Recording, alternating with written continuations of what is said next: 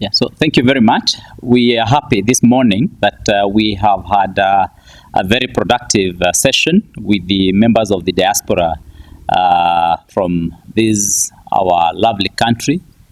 We are particularly grateful that they have had the opportunity to sacrificially be in this forum, because as we can all see, they have been able to jet in from their various countries to come and give their voice.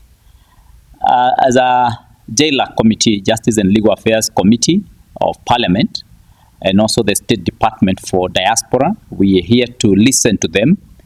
And the input that we have received in regard to the Elections Amendment Bill of 2024 is incredible. Some of the issues that have been raised, and which we do agree, is that it is no longer optional or a choice as to whether the diaspora members are supposed to be involved in how this country is run. And in terms of actualizing their democratic right as Kenyans who are living abroad, it is going to be done. And so, as a JLAC committee, we are here to ensure that we actualize the aspirations and the proposals coming from the diaspora members, of which some of them are quite basic. They would look basic, but they have not been done for so long. We have the issue of continuous registration of diasporian members in the Kenyan voters register. We have the issue of gazetting all our embassies and also other mobile stations as voting booths and voting stations and centers for our members in diaspora.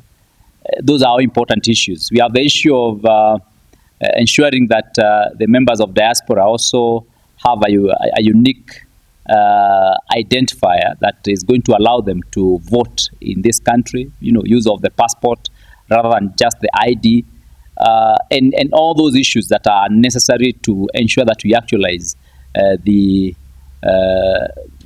democratic right, which is also a fundamental right of our members in the diaspora.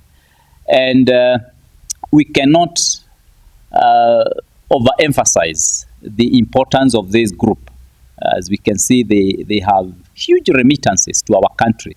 And this, in fact, now has become as one of the biggest foreign earners to our republic at more than 650 billion Kenya shillings remittances. This is well more than what we have received from the coffee and tea combined, and of course even tourism. So the members of diaspora today's remittances to this country then stands very high. And for that reason, as one of them has put it, is not a request, is a demand. So for us as the Kenyan Parliament, we have to take it as it is, and we have to listen, have an open mind. As we have stated here, we have more demands now coming from citizens, both the young people in this country, the people who are living abroad, and even the old in our country. We have more demands of accountability, of representation, of involvement and participation, which is something that we must have an open mind as the Republic of Kenya and the leadership, which is in leadership today. So we are open-minded. We will work together with the diaspora team to ensure that we are able to actualize their proposals and requests. Thank you very much. Want me to add anything? Yeah. I want to thank our compatriots from the diaspora for making a bold step to take our level of democracy to the highest possible level. And while I congratulate them for giving us a very progressive legislative proposal that is gonna ensure more inclusivity of every Kenyan wherever they are, I also want to take this opportunity to plead with the responsible actors in Kenya to operationalize our independent electoral body that does not have commissioners as we speak. Because it is very important that our commission be constituted in good time, undertakes boundary review in good time, fills vacant electoral units, and also prepares in good time on how to include every Kenyan everywhere in the globe in participating in making choices for their motherland.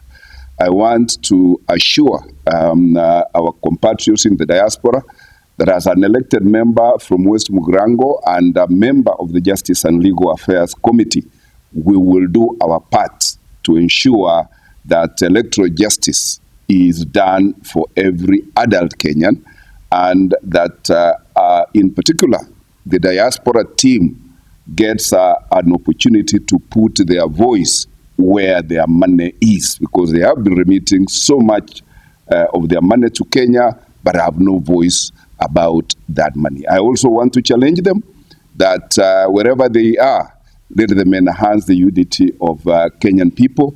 Let them continue mobilizing resources, and why not? They can even form a Kenyan bank in the diaspora that should replace these bilateral and multilateral lenders, so that we have Kenya money coming from the diaspora to support economic development. May God bless Kenya, and may we all play our part to ensure that this very important sector of Kenyans are given their rightful space in the say of this republic and the governance of our lovely country. May God bless Kenya. During our invite, we have traveled across the world, and the diasporans have really, they're really looking forward to our proposal being acted on. And we are not just going to stop there. We are going to help you to get this thing done. We are also engaging other stakeholders. So any blocks on the way, we are going to clear it. We are engaging as well as the president. We are hoping that he'll be honoring our invite this week on the same, and other political leaders. So we really thank you, and we are really looking going forward for the action on this.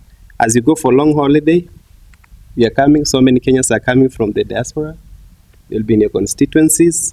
So we appreciate, and when they call you, please give them time. There are so many issues that the diaspora go through. I remember the first time I met the president, then deputy, I shared with him the issues we go through. Then he was like, really? Is this the truth? So yeah, it's the fact. So there's many issues, and as we start with this legislation on election, which is basic for us, once it's done, there are other. We have issues with citizenship, which is a whole conversation. As much as we are dual citizens, but we feel we are still defranchised. And for instance, you may find that Nairobi University has a chancellor who is a foreigner as a state officer, yet a Kenyan who is born here but lives in the diaspora, by being a dual citizen, cannot be given a state job. So those are things will be coming back to you and other committees. But on behalf of the team, we really appreciate you so much. We'll communicate. And for the diaspora, we are here, and this amendment will be coming to you once the MPs do their part for public participation. You'll have a chance as well to put in your voice, make it much better. And thank you so much. Thank you.